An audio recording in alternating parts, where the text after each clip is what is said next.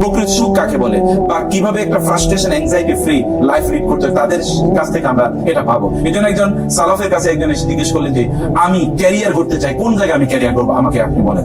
বলে যে বাবা তুমি একটা জায়গায় ক্যারিয়ার করো, ওই জায়গায় কম্পিটিশন কম কিন্তু কি চান্স অনেক বেশি। কম্পিটিশন অনেক কম কিন্তু এখানে কি সম্ভাবনা অনেক বেশি। বলে কি বলে ভালো মানুষ হোক, কারণ এখানে কম্পিটিশন খুবই কম কিন্তু সম্ভাবনা কি অনেক বেশি।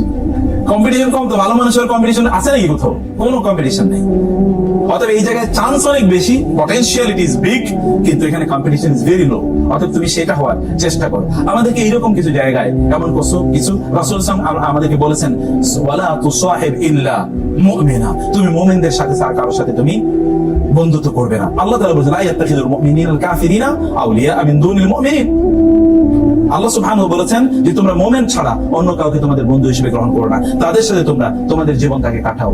এমন অনেক লোকেরা দেখবেন যে তারা কখনো কখনো অথবা আপনার বাসায় গিয়ে পাশের বাসার ভাবি গিয়ে বলবে আপা আপনি এত কাজ করেন, আমি 4 জন কি রাখছি কাজের বুয়া রাখছি, আপনার এত কাজ করা লাগে, আমার স্বামী কিন্তু আমাদের দিয়ে কোনো কাজ করায় না। এতেই কিন্তু আগুন লাগিয়ে দিচ্ছে অলরেডি। এরপরে দেখবেন শান্তি, যেটা ছিল শান্তি একেবারে শেষ। অথবা কোন একজন কলিগ তার অন্য কোন মহিলা কলিগকে লক্ষ্য করলো আপা আপনি এত সুন্দরী, আমি হলে তো আপনার মাথায় করে রাখতাম। অলরেডি শেষ, অলরেডি ড্যামেজ ইজ ডান।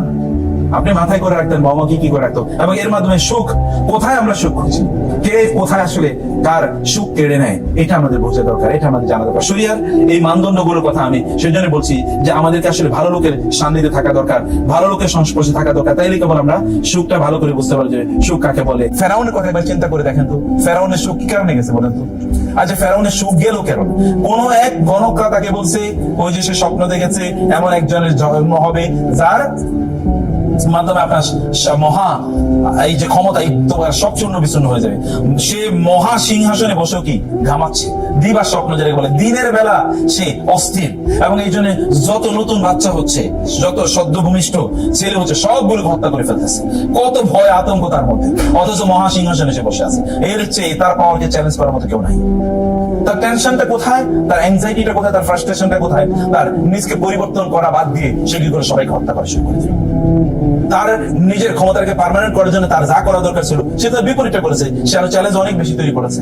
আমাদের পরিস্থিতি কিন্তু তাই, আমরাও ঠিক সেই দিকেই আমাদের নিজেদেরকে আমরা আগিয়ে দিচ্ছি।